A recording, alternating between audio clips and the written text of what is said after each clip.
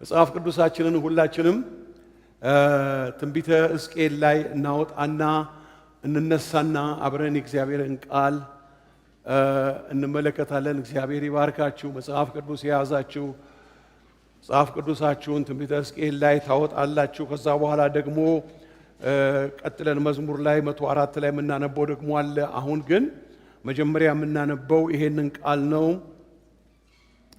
ስለ መንፈስ ቅዱስ ታስታውሱ እንደሆነ ባለፉት 3 ተከታታይ ጊዜያት እንዴት በእኛ እንደሚሰራ፣ እንዴት በእኛ እንዳደረ፣ እንዴት ከሰማይ ሰማያት እንዴት አድርጎ ኢየሱስ ክርስቶስን ሊያከብረው እንደወረደ፣ ሐዋርያቱ ደግሞ ኃይል ሳትቀበሉ ብሏቸው ኢየሱስ እንዴት በመንፈስ ቅዱስና በእሳት የሚያጠምቀው እሱ እንደሆነ፣ መንፈስ ቅዱስ አገልግሎት የአባቶቻችን የሐዋርያቱ አገልግሎት የመጀመሪያቱ ቤተክርስቲያን አገልግሎት መንፈስ ቅዱስንና ኃይልን በመግለጥ እንጂ በሚያባብል የጥበብ ቃል አይደለም ይላሉ አባቶች ሲናገሩ።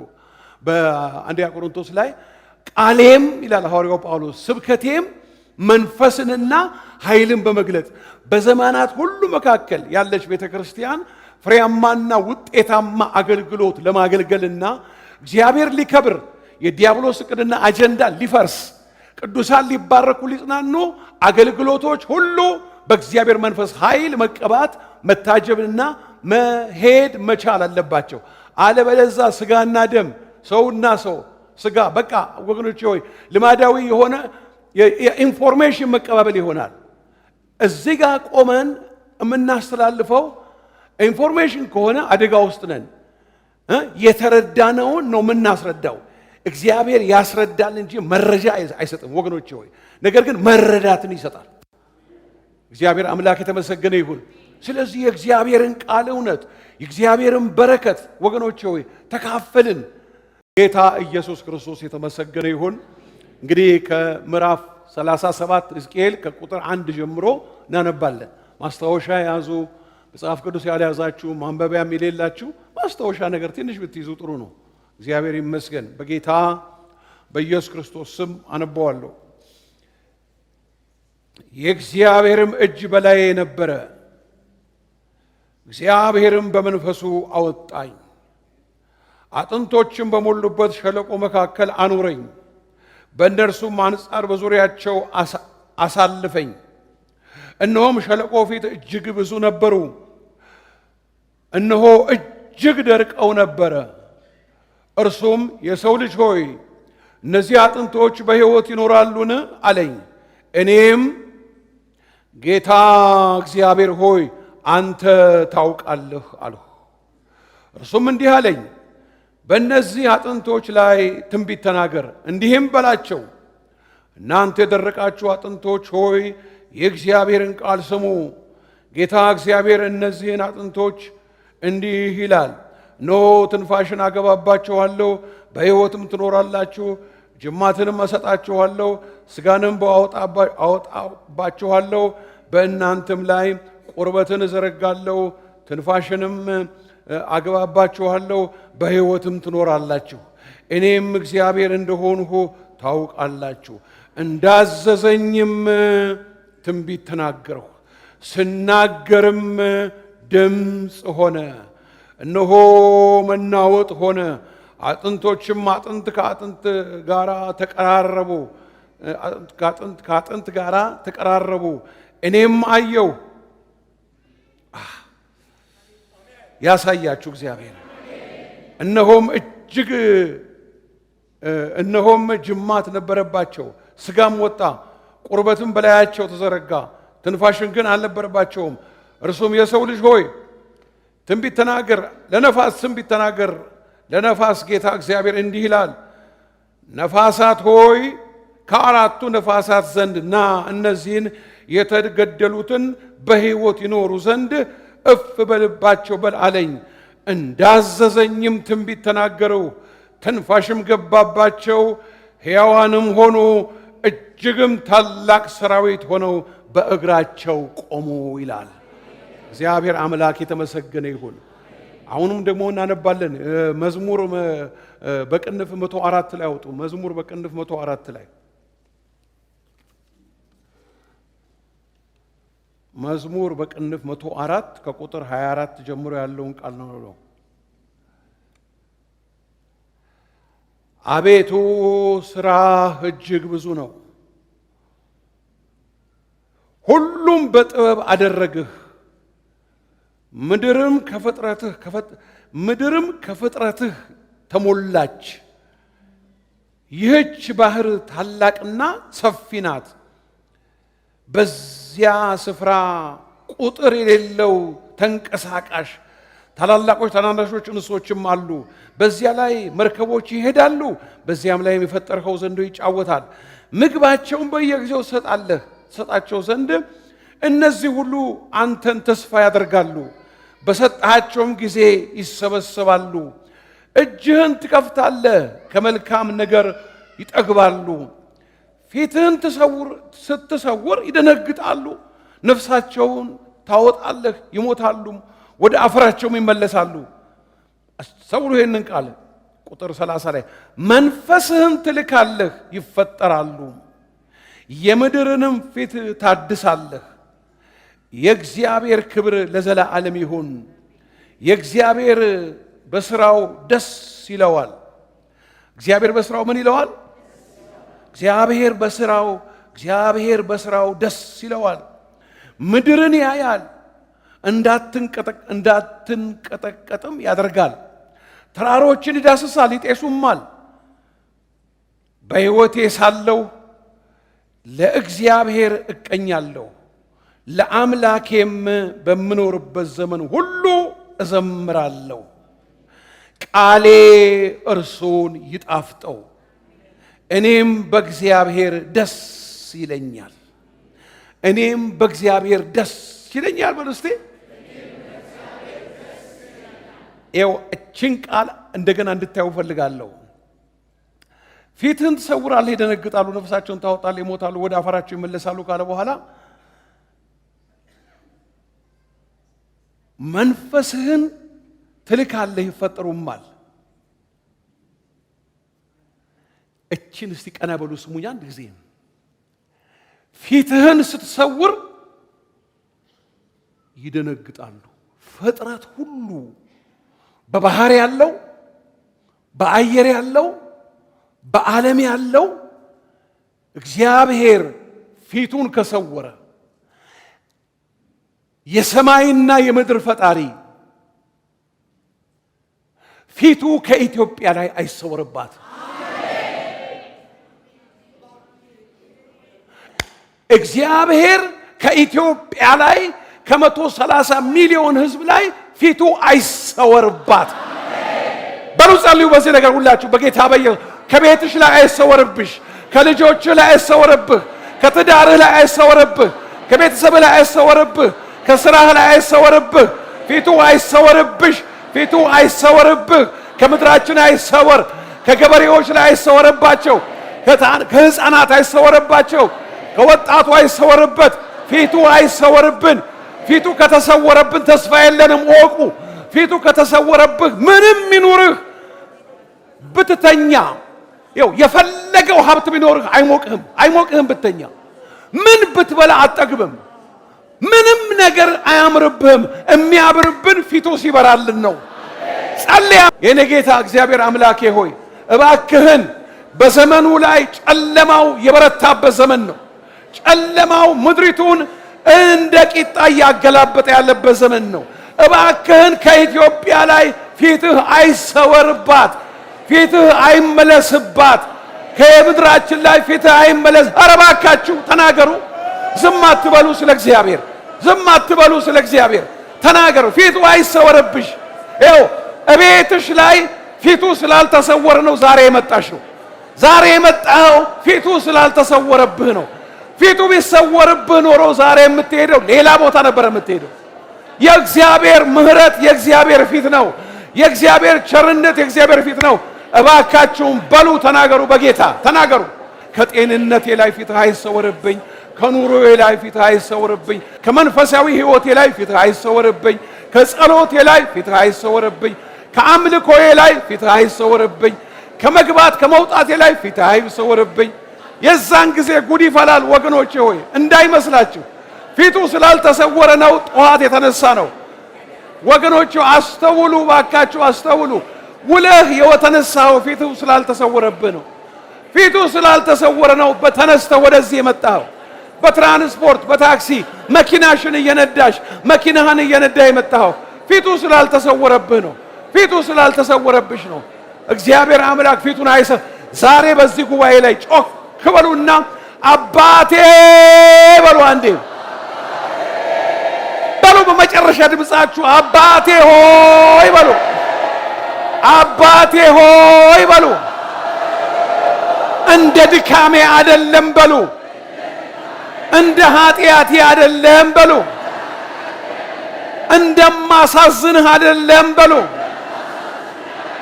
በግርማ ቀኝ ስራ ከበርከው በሉ። ስለ ኢየሱስ ክርስቶስ በሉ። ከቤቴ ላይ በሉ ፊትህ አይሰወርብኝ። ከከተማዬ ላይ በሉ ፊትህ አይሰወርብኝ። ከምድሬ ላይ በሉ ፊትህ አይሰወርብን። ከገጠሩ ላይ በሉ ከገበሬዎቹ ላይ በሉ ከመንደሩ ላይ በሉ ከተራራው ከሸለቆ በሉ ከሀገራችን ከኢትዮጵያ በሉ ስለ ኢየሱስ በሉ። አረ ስለ ኢየሱስ በሉ። በይ እባክሽ አረ ስለ ኢየሱስ በሉ። በል እባክህ ስለ ኢየሱስ በሉ። ስለ ኢየሱስ በሉ። ፊትህ አይሰወርብን። ወዴት እንሄዳለን? አንተስ ካላዳንከን በሉ ማን ያድነናል በሉ። አንተስ ካላዳንከን በሉ የምድራችንን ጨለማ በሉ ማን ያስወግድልናል በሉ። አሜን። ክብር ለኢየሱስ ክርስቶስ ይሁን። ዞር በሉና ወደ እህታችሁ ወደ ወንድማችሁ ምንም ነገር ይሰወርብህ፣ የእግዚአብሔር ምሕረት አይሰወርብህ በለው።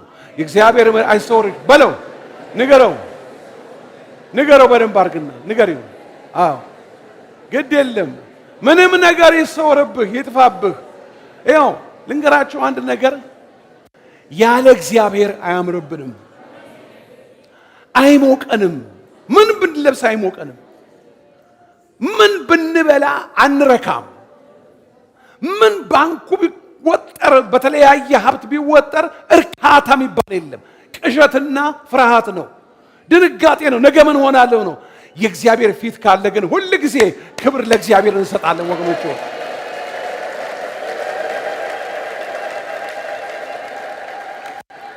አያችሁ፣ እንስሳው፣ አሳዎቹ፣ ላሞቹ፣ ጥጆቹ፣ ዱር አራዊቱ ሁሉ ፊቱን ከመለሰ ይጠፋሉ።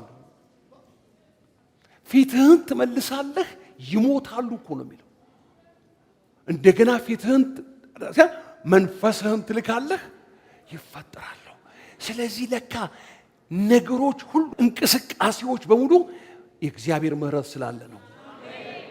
ኃጢአት እንደ ውሃ ይፈሳል፣ ምሕረቱ ግን አለ። ቁጭ በሉ። እግዚአብሔር ይባርካችሁ።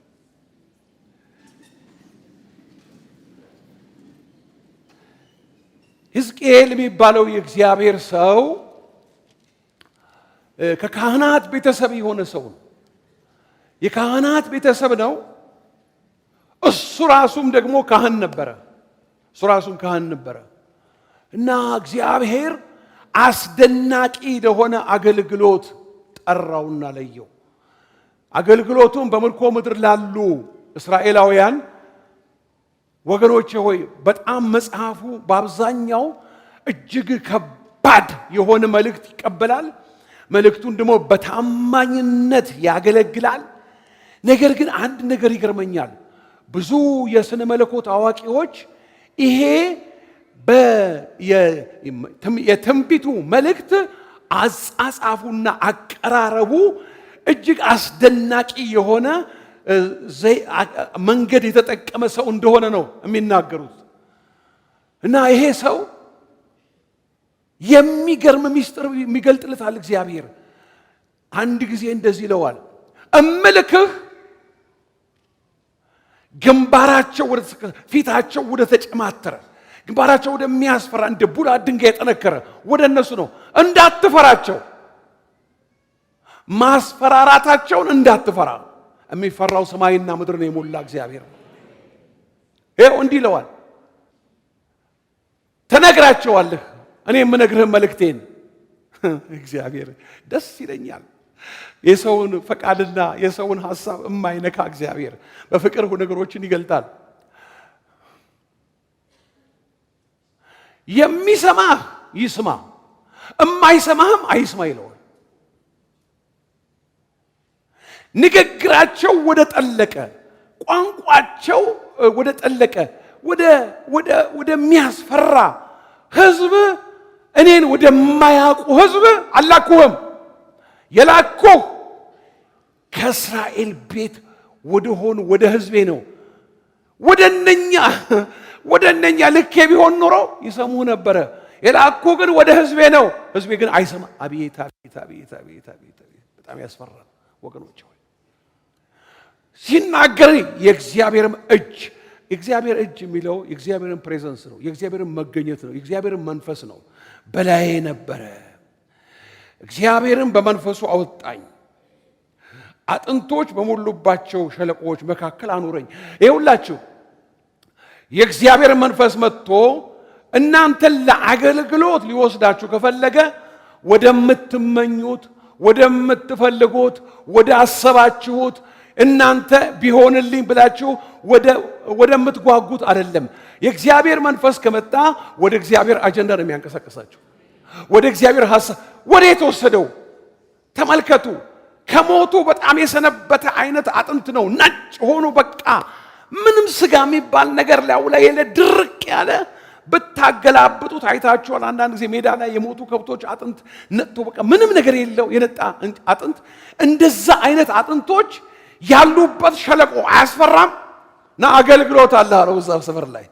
እግዚአብሔርን የሚያውቁ በፈቃዱ ጎዳና ሲመራቸው ወገኖች ወይ ግራ እየተጋቡ በጥርጥርና በምኞታቸው ነገር ስላልሆነ እያዘኑ ሳይሆን ደስ ብሏቸው ይንቀሳቀሳል። አጥንቶች ወደ ሞሉበት ሸለቆ ወሰደኝ ይላል። የሚገርም ነገር ነው። አጥንቶችም በሞሉበት ሸለቆ መካከል አኖረኝ፣ በእነርሱም አንጻር በዙሪያቸው አሳልፈኝ። እነሆም በሸለቆ ፊት እጅግ ብዙ ነበሩ፣ እነሆ እጅግ ደርቀው ነበረ። እርሱም የሰው ልጅ ሆይ እነዚህ አጥንቶች በሕይወት ይኖራሉን አለኝ። እኔም ጌታ እግዚአብሔር ሆይ አንተ ይሁላችሁ። አንዳንድ ነገር በዘመናችሁ ሁሉ ይጠቅማችኋል። ይሄን አስተውላችሁ ስሙኝ። ከእግዚአብሔር ድምፅ ከመጣላችሁ፣ እግዚአብሔር አንድ ነገር ከጠየቃችሁ ለመመለስ እንዳትቸኩሉ። መንፈስ ቅዱስ ይርዳችሁ በዛን ሰዓት ላይ። እነኚህ አጥንቶች በሕይወት ይኖራልን ሲለው እንዴ አንተ ምን አቅቶ እንዴ እንክታርገው ይኖራል? ይሄ እንደዚህ መቀባጠር የምድር ነው፣ የአፈር ነው፣ የዓለም ነው። የእግዚአብሔር ሰዎች በእግዚአብሔር ቤት ሲቀርቡ በመጀመሪያ እግዚአብሔር ፊት የሚናገሩትን ነገር ያስተውላሉ። አንዳንድ ጊዜ የምንናገራቸው ነገሮች በራሳችን ላይ የሚያመጣው ነገር አለ። እንዴ ሰው አይደለም እኮ የምንቀርብበት፣ ሰማይንና ምድርን በቃሉ የፈጠረ ነው። ወገኖች ሆይ ቤተሰቡ አደጋ ውስጥ ገባ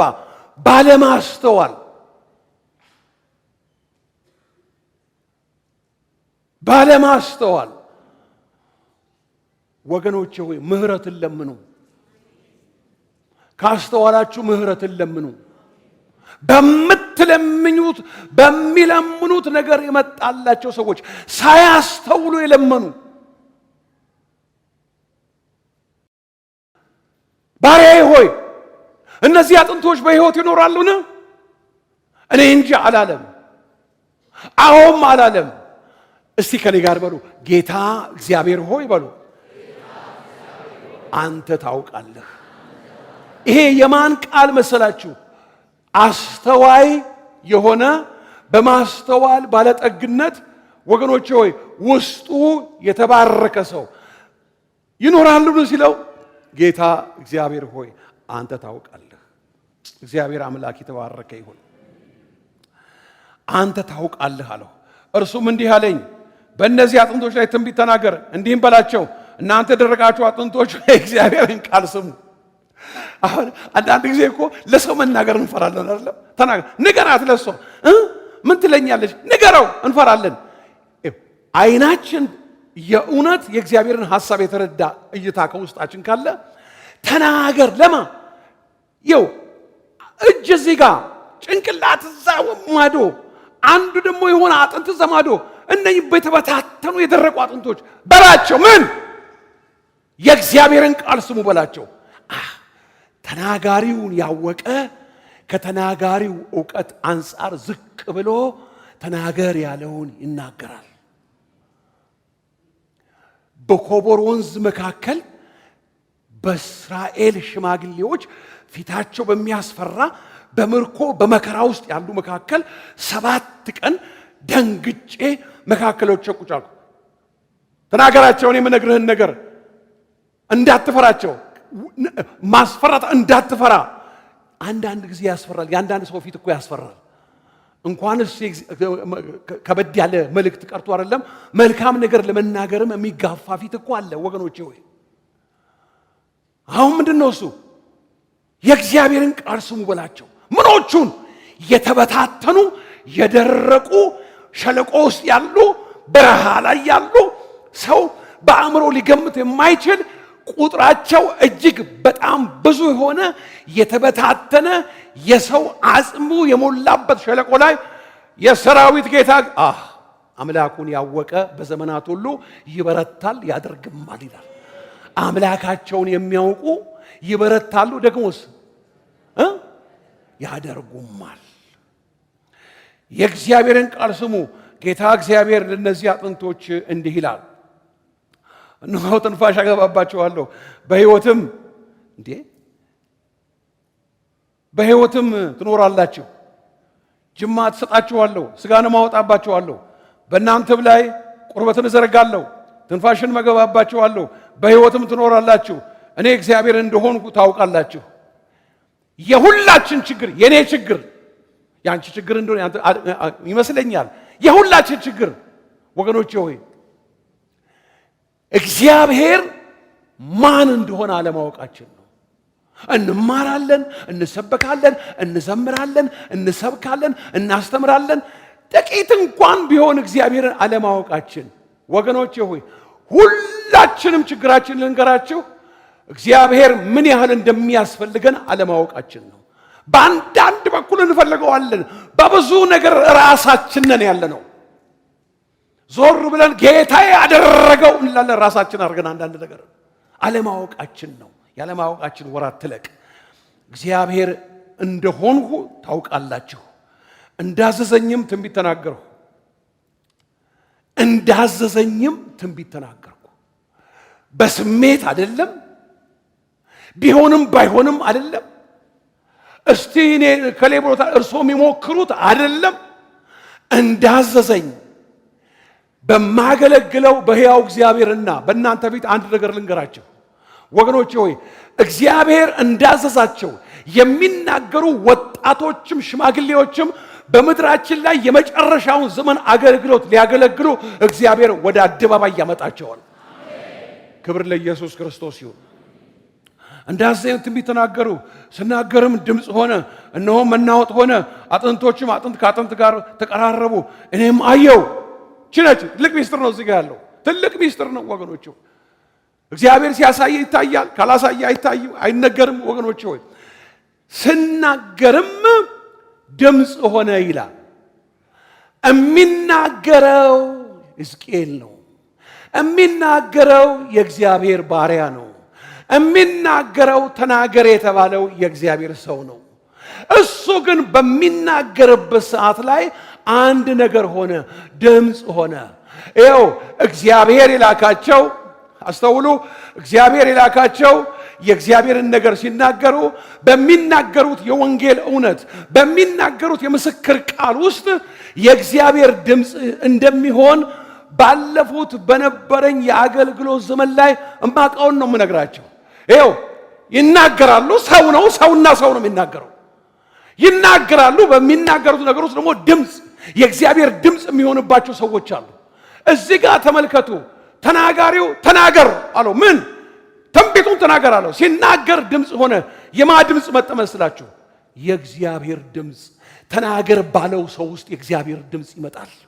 ያ ነው ሰዎች ብዙዎቻችን ከዘላለም ሞት ፍርድ ያመጣንና ሕይወታችን ተለውጦ እንዴት እንደተለወጥን አናቅም። አሁን ግን ቁጭ ብለን የጌታ ልጆች ያደረገን ሰዎች በሚናገሩት የእግዚአብሔር ቃል ውስጥ የመጣ የእግዚአብሔር ድምፅ ነው። ክብር ድምፁን ለሚልከው ጌታ ለዘላለም ይሁን። አሜን ወገኖች። ይኸውላችሁ እንዳዘዘኝም ትንቢት ተናገርኩ። ስናገርም ድምፅ ሆነ። በዮርዳኖስ ወንዝ ላይ አንድ ሰው ወጥቶ ቆመ። ሕዝቡ ከከተማው እየተገልብጦ መጣ። እናንተ እባቦች፣ የፉኝት ልጆች ከሚጠመጣው መከራ ታመልጡ ዘንድ ማን ነገራችሁ? እኔ በውሃ እዚህ አጠምቃለሁ ዮርዳኖስ ዳር ላይ። ነገር ግን የጫማውን ጠፍር መሸከም የማይገባኝ ከኔ በኋላ ይመጣል። እርሱ በመንፈስ ቅዱስና በእሳት ያጠምቃችኋል። ማስታወቂያ የለው፣ ላገለግል ነው የለም፣ ባህር ዳር ላይ ነው። ግራ ገባቸውና ማነህ አንተ አሉት። ኤልያስ ነህ? አይደለሁም። ክርስቶስ ነህ? አይደለሁም። እንግዲያውስ ለላኩን ሰዎች ምን እንበላቸው? እኔ በምድረ በዳ የሚጮህ ሰው ድምፅ ነኝ። ድምፅ መጣ። ሕዝብ ያለ ማስታወቂያ ያለ ምንም አይነት ጉትጎታና ንዝንዝ የሚያባብል የተከሸነ ቃል በውስጡ ሳይቀላቀልበት ድምፅ ብቻ ሆነ። ከተማውን ገልብጦ ዮርዳኖስ ዳር ላይ አመጣው። ለምን? ድምፅ አለ በውስጡ። ማነህ አንተ? በምድረ በዳ የሚጮህ ሰው ድምፅ። ይሄው ሕያው እግዚአብሔርን በማገለግለው አምላክ ፊት ነው የምናገረው። የመጨረሻውን ዘመን ወንጌል የሚያገለግሉ እግዚአብሔር ድምፁ ያደረጋቸው ወጣቶች የሚነሱበት ዘመን ነው በአሁኑ ሰዓት ላይ። አዎ ብዙዎች በራሳቸው ሼል ውስጥ ሆነው ነገሮቻቸው ራሳቸው ታስረው ትውልዱን አስረው ያሉ ሰዎች ይህ ወገኖች ጥሩ ነው። ረጅም ሰዓት ቁጭ ብለዋል። እግዚአብሔር ይመስገን እነሱን ያገለገሉትን አገልግሎት። ግን አገልግሎትን በስጋ ለባሽ ቁንጽል ዕውቀት የእግዚአብሔር ባልሆነ ስርዓት አስረው። እግዚአብሔር የስርዓት አምላክ ነው። የሰው ስርዓት አይደለም። የእግዚአብሔር ቤት ስርዓት፣ የእግዚአብሔር ቤት ስርዓት ራሱን የቻለ ስርዓት አለ። በእግዚአብሔር ቤት ስርዓት ውስጥ የሚመላለሱ ወገኖች ሆይ ድምፅ ይሆኑለታል። ድምፅ ከሆኑ አንድ ነገር ይሆናል። ሰዎች ሚስጥሩ ልንገራቸው፣ የእግዚአብሔር ድምፅ ያለባቸው ሰዎች ይሰሟቸዋል።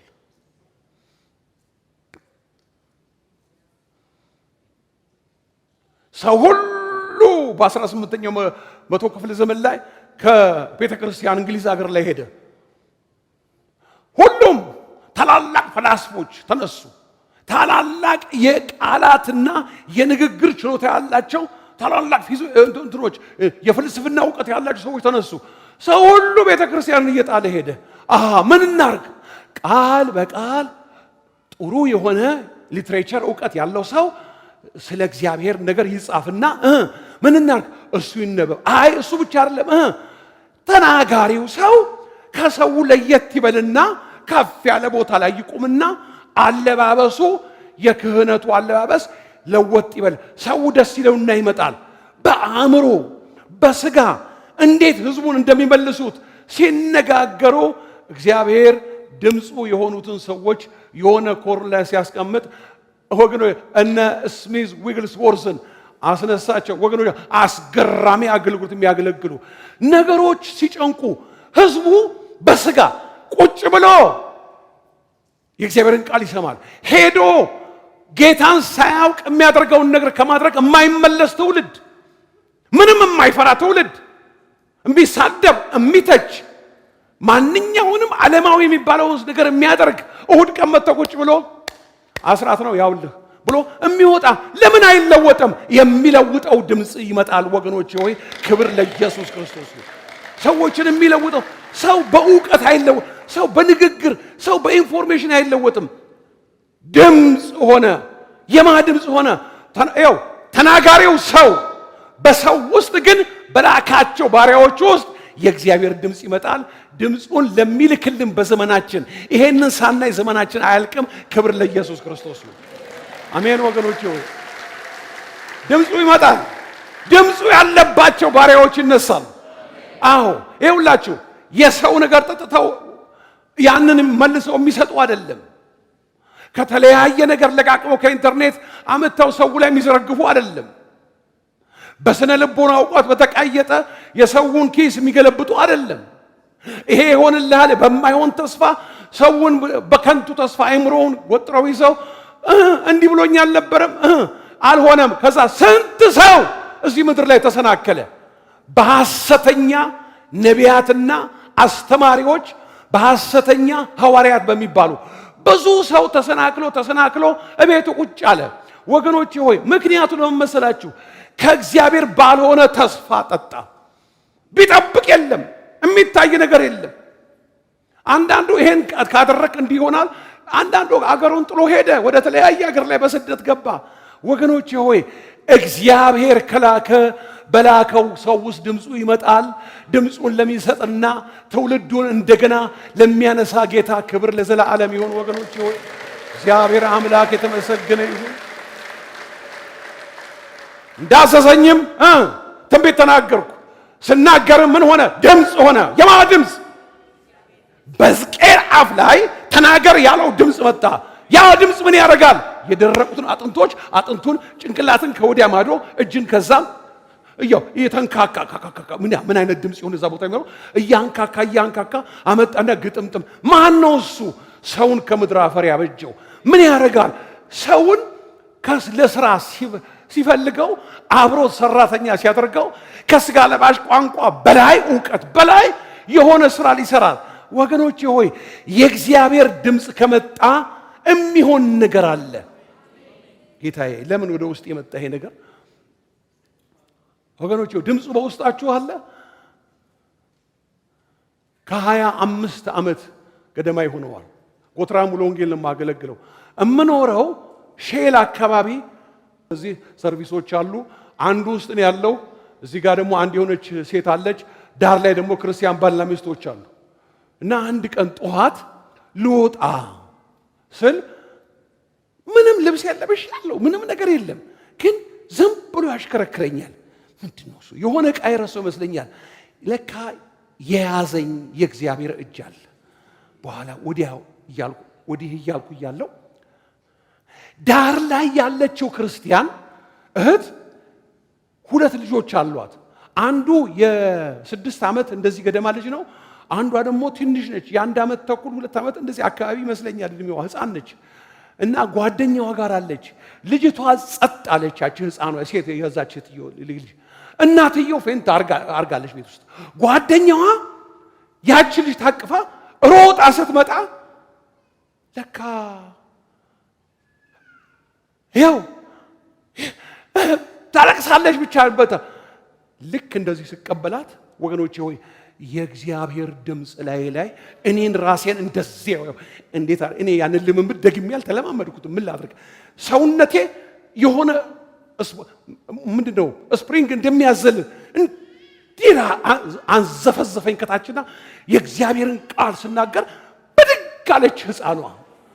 ከዛ በኋላ ሰጠዋት። ወገኖች ይኸው የእግዚአብሔር ድምፅ ሲመጣ በህይወታችሁ ተለማምዳችሁ የሚሰሙ ሰዎች ድምፁ በላያቸው ላይ ይመጣሉ።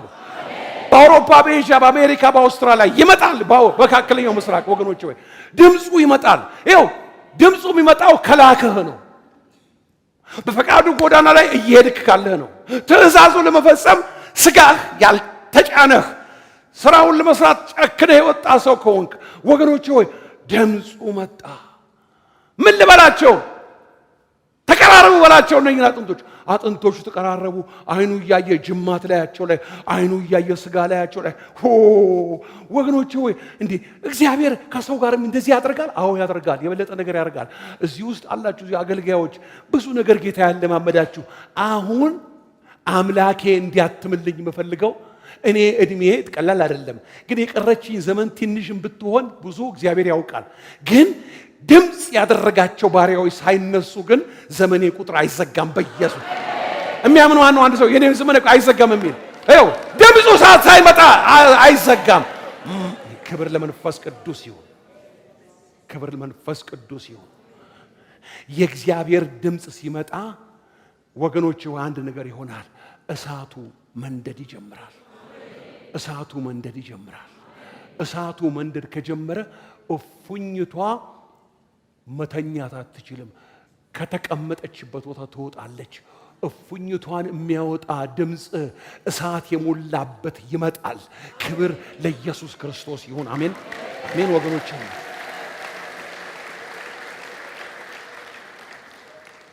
እንዳዘዘኝም የሚተናገረው ስናገርም ድምፅ ሆነ። እስቲ ጮክ ብላችሁ ድምፅ ይሆናል በሉ። አንድ ጊዜ ማን አንተ? በምድረ በዳ የሚጮህ ሰው ድምፅ ነኝ። ፓስተር ነኝ፣ ሐዋርያ ነኝ፣ ነብይ ነኝ አላለም። በምድረ በዳ የሚጮህ ሰው ድምፅ ነኝ። የእግዚአብሔር ድምፅ የሆኑ ባሪያዎች ይነሳሉ። ግራ የተጋባው ትውልድ ያርፋል። ድምፅ ነኝ። እነሆም መናወጥ ሆነ፣ አጥንቶችም አጥንት ከአጥንት ጋር ተቀራረቡ።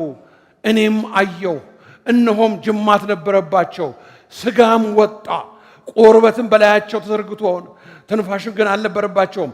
እርሱም የሰው ልጅ ሆይ አቤት፣ ትንቢት ተናገር፣ ትንቢት ተናገር። የሰው ልጅ ሆይ ትንቢት ተናገር፣ ለነፋስ ትንቢት ተናገር። ለነፋስ ጌታ እግዚአብሔር እንዲህ ይላል፣ ነፋሳት ሆይ ከአራቱ ነፋሳት ዘንድ ኑ እና እነዚህ የተገደሉ በሕይወት ይኖሩ ዘንድ እፍ በልባቸው በል አለኝ። አቤት አቤት አቤት አቤት! እንዳዘዘኝም ትንቢት ተናገሩ። ትንፋሽ ገባባቸው፣ ሕያዋንም ሆኑ፣ እጅግም ታላቅ ሰራዊት ሆኖ በእግራቸው ቆሙ። ሙጥጥ ብሎ ተስፋ የቆረጥክበት ነገር እግዚአብሔር አቁሞ ያሳያል። አላቅም ያንድ ሰው ግን መልእክት እንደሆነ አውቃለሁ። በቃ 4 ነጥብ ተዘጋ፣ ፋይሉ ተቀመጠ። እግዚአብሔር እዛ ፋይል ላይ ይመጣል። ዘጋ፣ ደረቀ፣ ምንም ተስፋ የለም፣ ተሟጠጠ፣ ሞጥጥ አለ። አዎ በቃ ቢሆንማ አምና ነበር፣ ካቻ አምና ነበር። ቢሆንማ አሁን ምን ዋጋ አለው?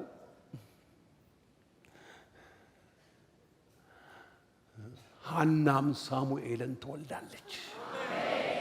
ከደረቀው ማህፀን ውስጥ የእስራኤልን በረከት ማውጣት የሚችል እግዚአብሔር ዛሬም ከኔና ከናንተ ጋር አለ። አሜን ወገኖቼ ሆይ፣ ሳራ ብትስቅ አብርሃም እንዴት ይሆናል ቢል፣ እግዚአብሔር ግን በሚመጣው ዓመት በዚህ ጊዜ ሳራ ወንድ ልጅን ትታቀፋለህ። በቃ ኧረ ግድ የለም እስማኤል ቢኖርልኝ ይበቃል። ይኸው አድጓል እኮ በቃ። አዎ አንተ የፈለግከውን በል። እግዚአብሔር ግን በማለዳ የተናገረህ ነገር አደባባይ ላይ ለራሱ ክብር በራሱ ሰዓት ያወጣው እግዚአብሔር አምላክ የተመሰገነ ይሁን። ክብር ለኢየሱስ ክርስቶስ ይሁን። ታላቅ ሰራዊት ሆነው ቆሙ ይላል። እግዚአብሔር አምላካችን የተመሰገነ ይሁን። ወገኖች ይሄ መዝሙር 104 ላይ ያለውን ቃል እስቲ እንየው እስቲ ወገኖች ሆይ፣ በጣም ነው የሚያረካኝ፣ በጣም ነው ደስ የሚለኝ። መዝሙር 104 ላይ ቅድም ያነበብነው ቃል ስራህ እጅግ ብዙ ነው፣ ማይቆጥረዋል። ሁሉም በጥበብ አደረግህ። ይህች ባህር ታላቅ ናት እና ሰፊ ናት። በዚያች ስፍራ ቁጥር የሌላቸው ተንቀሳቃሾች ታላላቆች ታናናሾች እንስሶች አሉ። በዚያስ መርከቦች ይሄዳሉ። በዚያም አንተ የፈጠርከው ዘንዶ ይጫወታል። ምግባቸውን በየጊዜው ተሰጣቸው ዘንድ እነዚህ ሁሉ አንተን ተስፋ ያደርጋሉ። ተሰጣቸው። የወገኖቹ ቀና ብሎ ኢዮብ ምዕራፍ 33 ቁጥር 4 ላይ የእግዚአብሔር መንፈስ ፈጠረኝ፣ ሁሉን የሚችል አምላክ እስትንፋስ ሕይወትን ሰጠኝ ይላል። የእግዚአብሔር መንፈስ በቃ አለቀ የምትሉት ነገር ላይ ይመጣል። እኔ አላቅም ዛሬ መንፈስ ቅዱስ መጥቶ የሚያሳፍራችሁ አላችሁ። አይሆንም ያለውን አድርጎ ያሳፍርሻል። እግዚአብሔር አይፈጽምም ያልሽውን ፈጽሞ ያሳፍርሃል። ክብር ለኢየሱስ ክርስቶስ ይሁን። አያችሁ፣ ተመልከቱ ወገኖች ሆይ ከቁጥር 24 ጀምሮ ከዛ በኋላ ፊትህን ትሰውራለህ፣ ይደነግጣሉ። ነፍሳቸውን ታወጣለህ ይሞታሉ፣ ወደ አፈራቸው ይመለሳሉ። መንፈስህን ትልካለህ ይፈጠራሉ፣ የምድርን ፊት ታድሳለህ። እስቲ ጮክ በሉና ለምድራችን ተሐድሶ ይሁን በሉ። ምን አይነት ተሐድሶ ይሁን ወገኖቼ? ሆይ የእውነት ተሐድሶ ይሁን። እግዚአብሔር የሚከብርበት ተሐድሶ ይሁን። እግዚአብሔር የሚታይበት ተሐድሶ ይሁን። ሰው የሚደምቅበት፣ ሰው የሚታይበት፣ ሰው የሚመሰገንበት አይደለም። እግዚአብሔር የሚመሰገንበት። መታደስ ማለት በቃ ተብሎ ተስፋ የተሟጠጠው ነገር ላይ የእግዚአብሔር እጅ ሲመጣ። ታዲያ ወገኖቼ ሆይ ለምንድን ነው እሱ መንፈስ ቅዱስ ኃይሉ በሕይወታችን ለምን አይሰራም? ለምንድን ነው ታዲያ እንደ ሕዝቅኤል እኔ ጋር መጥቶ ተናገር ለምን አይለኝም? ለምንድን ነው የመንፈስ ቅዱስን ኃይል እኔ የማልለማመደው? በኑሮዬ፣ በትዳሬ፣ በስራዬ፣ በልጆቼ፣ በተለያየ እንቅስቃሴ አገልግሎቴ ላይ ለምንድን ነው የምትሏላችሁ? አንደኛ ለምንድን ነው የእግዚአብሔር ኃይል በሕይወትሽ የማይገለጠው? ለምንድን ነው በሕይወቴ የማይገለጠው? ይኸውላችሁ አንደኛው እንደዚህ ነው። ብቁ ነኝ እንላለን። ለምን 20 ዓመቴ ነው ጌታን ከተቀበልኩ፣ 35 ዓመት ሆነኝ፣ 40 ዓመት ሊሞላኝ አንድ ቀረኝ እና በቃ አውቃለሁ፣ ደርሼበታለሁ፣ ተረድቻለሁ። እንዲያ እያገለገልኩኝ ስንት ሰው እየተባረከ የተጽናና በቃ አውቄያለሁ። ወገኖቼ ሆይ የእግዚአብሔርን ነገር በእውነት ያወቀ ሰው በመጀመሪያ የሚናገራት ቃል አለማወቁን ነው የሚያውቀው። መንፈስ ቅዱስ በእኔ አድርጎ ከሰራው በቀር አንዳች ነገር ልናገር እኔ አልደፍርም አለ፣ አላውቅም አለ። እንደውም ከሰው አልተማርኩትም፣ ማንም አልገለጠልኝም፣ ማንም ይሄን አንብብ አላለኝም። እኔ እኮ ወደ ምድረ በዳ ወሰደና ይሄንን አሁን የምናገረውን የማስተምረውን የጻፍኩትን ሐዋርያው ጳውሎስ ከሰማይ ከልዑል እግዚአብሔር ዘንድ ተምሬያለሁ። በተረፈ የማውቀው ምን ነው? በድካሜ ነው መመካ እንጂ በምንም አልመካም። እንደዚህ አይነት ሰውዬ እኮ ሶስተኛ ሰማይ ሄዶ ሰው ሊሰማ የማይፈቀደው ሰው ሊያይ ያልተፈቀደ ነው አይቶ ከመጣ በኋላ አልቸኮለም። 14 ዓመት ሙሉ ዝም ብሎ ቁጭ ብሏል። ከ14 ዓመት በኋላ አንድ ሰው አውቃለሁ፣ በስጋ ይሁን በመንፈስ አላውቅም፣ ግን እስከ ሶስተኛ ሰማይ እስከ ገነት ድረስ ተነጠቀ። ሰው የማየውን አየ። ምን ታውቃለህ? ድካሜን አውቃለሁ ስትል አለማወቅን እስክታውቅ ድረስ የመንፈስ ቅዱስ ኃይል በሕይወት አይገለጥም። ሁለተኛ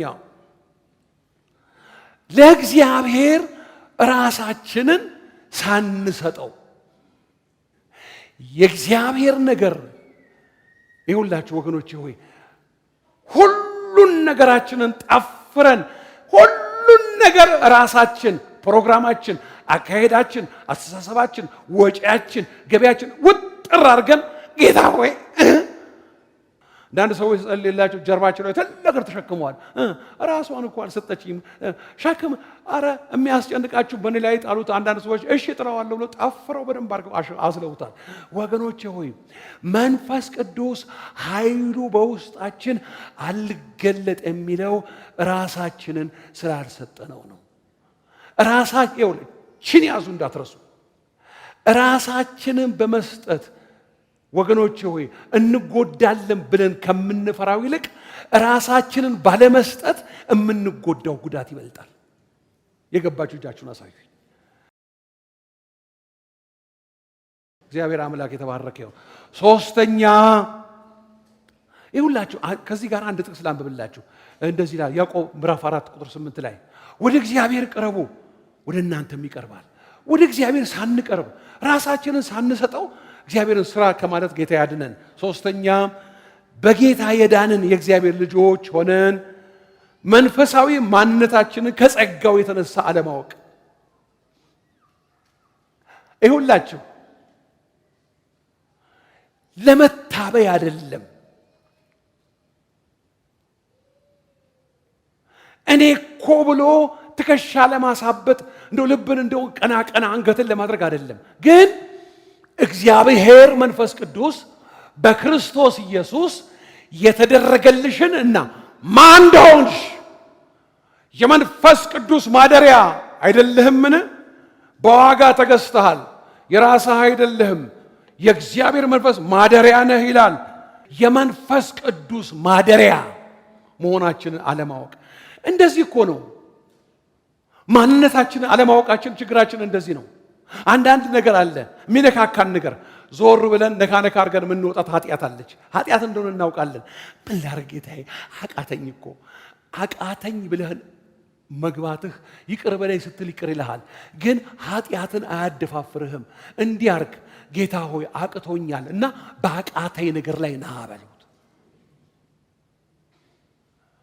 በአቃተኝ ነገር ላይ ና። የአይን አምሮት፣ የሥጋ ፍላጎት፣ ስለ ገንዘብ ትምክ አቃተኝ፣ ያቅተኛል፣ አባቴ እፈልጋለሁ፣ አቅም የለኝም፣ እባክህን ቃልህን እንዳጠና ጉልበቴ እንዲንበረከክ እርዳኝ። በአቃተኝ ነገር ላይ የሚያበረታውን መንፈስ ጉልበቴን ላንተ ሰጥቼ እንድመጣ ወደ አንተ እርዳኝ። ወገኖች ሆይ አይገርማችሁም? ከእርሻ ይመጣል የእርሻውን ዕቃ ይዞ። ከዛ በኋላ ሲቆም እቤቱ የምስጋና ፕሮግራም ጦፏል። ክብር ላንተ አማኑኤል፣ ክብር ላንተ። ምንድን ነው? ጩኸት አለ፣ እምቢልታ አለ፣ ከበሮ አለ። ኪቦርድ የዛን ዘመን የለም። ምን አለ? እምቢልታ አለ፣ ከበሮ አለ፣ መዝሙር አለ። ምንድን ነው ሲለው ጠፍቶ የነበረው ወንድምህ መጣ፣ አባትህ የሰባውን ፍሪዳ አረደ፣ ደስታና ፈንጠዝያ ሆኗል ሲለው ነው። አልገባም። አባቴ ወጣና ምን ነው ልጄ አለው። ይሄን ያህል ጊዜ እንደ ባሪያ ስገዛልህ ከጓደኞች ጋር ደስ ይበልህ ብለህ ፍሪዳ አይደለም ጠቦት እንካ አብረህ ብላ ደስ ይበልህ መች ያልከኝ። ነገር ግን ይሄ ገንዘብን ወስዶ ያባከነ የጠፋ ያባከነና ብዙ ጥፋት ያጠፋ ሰው ሲመጣ ደገስክለት አይደለም ሲለው ልጄ አለ አባት፣ ልጄ የኔ የሆነው ሁሉ እኮ ያንተ ነው። ይሄ ወንድምህ ሞቶ ነበረ በሕይወት ተገኘ፣ ጠፍቶ ነበረ መጣ። ደስ ይለና አይገባምን? ጠፍቶ ከሄደው ልጅ ይልቅ ከአባቱ ጋር ሆኖ የጠፋው በለጠ። የአባቱን አባትነት የማያውቅ ጠቦት ሲያይ የሚፈራ ሁል ጊዜ በባርነት አስተሳሰብ ውስጥ ያለ ልጅ ሆኖ አንዳንዶቻችን በክርስቶስ ማን እንደሆነ አናውቅም። እንደው ገንቦ ነኝ፣ እንደው እኔ ቆንስራ ነኝ አትበል። የእግዚአብሔር ልጅ ነህ። ክብር ለኢየሱስ ክርስቶስ ይሁን።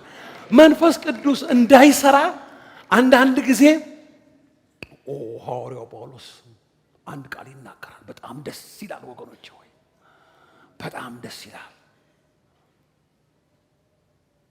ቦታውን ጻፉ ከፈለጋችሁ። አንደኛ ቆሮንቶስ ምዕራፍ 15 ቁጥር 10 ላይ በእግዚአብሔር ጸጋ የሆንኩት እኔ ነኝ። ማን ነበርኩኝ? አንገላጅ፣ አሳዳጅ፣ ቤተክርስቲያንን ማሳደድ ማንገላታ ነበርኩኝ። አሁንስ በእግዚአብሔር ጸጋ የሆንኩ፣ ጸጋው ያነሳኝ፣ ጸጋው ያሳመረኝ፣ ጸጋው የመንግስቱ ሰራተኛ ብቻ አይደለም፣ ከሐዋርያት ተብዬ ልቆጥር የማይገባኝን ከሐዋርያቱ መካከል ያደረገኝ፣ የእግዚአብሔር ባሪያ ያደረገኝ፣ የእግዚአብሔር ርስት ያደረገኝ፣ እነኚህ ሁሉ መልእክቶች ያጻፈኝ ጸጋው፣ የእግዚአብሔርን ጸጋ በላይ ላይ ፈሰሰ። ስለዚህ ከጸጋው የተነሳ የሆንኩት እኔ ነኝ። ክብር ለኢየሱስ ክርስቶስ። እግዚአብሔር አምላክ የተባረከ ይሁን።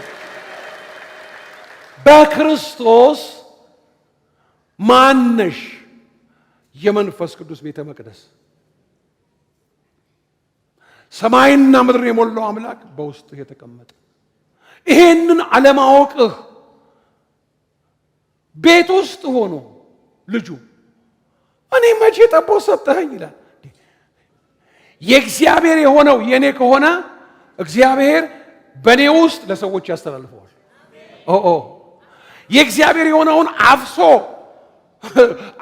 አግበስብሶ ወገኖቼ ሆይ መቆለፍ አይቻልም። የእግዚአብሔር የሆነው ሁሉ ያንተ ከሆነ የተቀበልከው የእግዚአብሔር ከሆነ እንግዲያውስ የእግዚአብሔር መጣ ከእግዚአብሔር አንተ ተቀበልክ፣ እንግዲያውስ አንተም ታቀብላለህ። የተቀበልክ ከሆንክ ታዲያ ለምን እንዳልተቀበል ሰው ትሆናለህ? እምታውቅ ከሆነ ለምን እንደማያውቅ ሰው ትሆናለህ? ሰውየው ቤት ውስጥ ነው ያለው። ግን ምንድነው እርሻው ውሎ መጥቶ እኔ እርግጠኛ ነኝ ይሄ ሰውዬ ሳሎን ቁጭ ብሎ አይበላም፣ ማዕድ ቤት ነው የሚበላው። ምሳው ወጥ አውጪልኝ እንጂ ሰራተኞቹም ሳይገርማቸው አይቀርም። ከአባቱ ጋር ሄዶ ለምን አይበላም? ማከለከለው?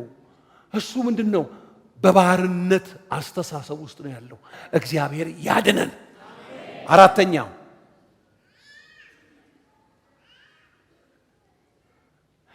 ጎናችሁ ላለው ሰው እንደዚህ ዞር በሉና እባካችሁ እንደዚህ በሉ፣ የያዘሽ ሰው አይደለም የሰማይና የምድር ጌታ ነው በሉልኝ። አሁን ደግሞ ድገሙና እንዲበሉልኝ፣ የያዘሽ ላይለቅሽ ቃል የገባ ጌታ ነው በለስ። የያዘሽ ላይለቅሽ፣ የያዘህ ላይለቅህ። ጠራቸው። አብረው በሰማሪያ በይሁዳ አብረው ያገለግላሉ። ከዛ በኋላ በቃ ተሰቀለ፣ ሞተ። ወይኔ መቃብር ውስጥ ተነስቷል። ተነሳ። አዎ በቃ በተዘጋ በር መጥቶ አንዳግሮናል። በቃ ተነሳ። አዎ እሺ፣ ከዚህ በኋላ ወዴት ነው የምንሄደው? ስለ እግዚአብሔር ስለ ኢየሱስ ክርስቶስ የምናመልከው አምላክ ግራ የሚያጋባ አምላክ አይደለም። መረቡን ብድግ አድርጎ ጴጥሮስ እኔ መረቤን ይዣለሁ አሳዬን አጠምዳለሁ ሲል እኔም እንድሪያስ እኔም ጴጥሮስ እኔም ተነሱ፣ አብረው ሄዱ። ወደ ድሮ ስራቸው ተመለሱ። የያዛቸው ላይለቃቸው ባህሩ ዳር መጥቶ ልጆቼ አንዳች የሚበላላችሁን? እየደከምን ነው፣ ምንም የለንም። ጌታ እኮ ነው። ባህር ውስጥ ዘሎ ገባ። ላይለቅህ ባህሩ ጥብርያዶስ ድረስ ላይለቅሽ የገባሽበት ድረስ ይመጣል። አይለቅህም ዶክተር፣ አይለቅህም። ጮክ በሉና የያዘኝ ላይለቀኝ በሉ። በዘላለም ፍቅር ወዶኛል፣ በቸርነቱ ስቦኛል። አልፈራም። የያዘኝ ብርቱ ነው።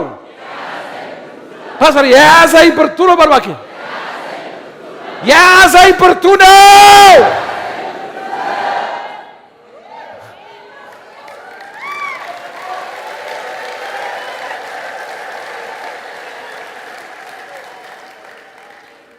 የያዘንን ብርቱ አለማወቃችን የመንፈስ ቅዱስ ኃይል በሕይወታችን እንዳይሰራ ሆነ።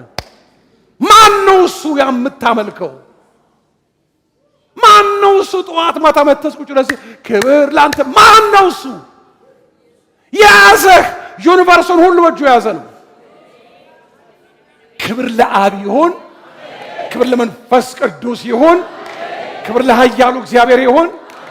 አሜን ወገኖቼ ሆይ እነሱ እኮ በቃ ትቶናል ብለዋል። ጥብርያዶስ ባህር አሳው ጋር መጣና ልጆቼ ካለ በኋላ የሚበላ ሲላቸው የለንም ሲሉ እሳት፣ የተቀጣጠለ እሳት፣ ፍም እሳት ላይ አሳ ጠብሶ ኑ ምን ምሳ ብሉ። አንብቡት ባካችሁ፣ ቤታችሁ ግቡና ኑ ምሳ ብሉ። ይኸው አንዳንድ ጊዜ ኑ ይሄን ቆፍሩ፣ ኑ ይሄን ተራራ ውጡ አይደለም፣ ኑ እንጀራ ብሉ የሚል ጌታ ከልባችን እንዳክረው ውስጥ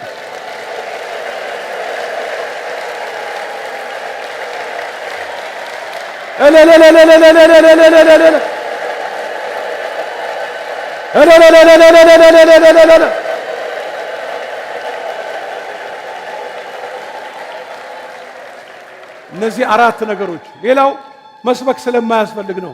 ቃሉን ስለማናነብ፣ ይቅር ስለማንል፣ ስለማንጸልይ እነኚህ ነገሮች ሁሉ ኃይሉ በእኛ እንዳያልፍ ያደርጋሉ። ግን እኔ ያደረግኳቸው አራት ዋና ነገሮች ናቸው። በቤቱ ሆነን የጠፋን ሰዎች እንዳንሆን ጌታ ይርዳን። በመጨረሻ አንድ ቃል ነግሬያችሁ ጨርሳለሁ ወገኖች ሆይ መንፈስ ቅዱስ በዚህ የመጨረሻ ዘመን ላይ ንጥቀት እንዳለ ለልጆቹ ያሳስባል። እንዲሁ እንደነጋ ጠዋት እንደወጣ አይደለም። ድንገት አንድ ቀን መለከት ይነፋል።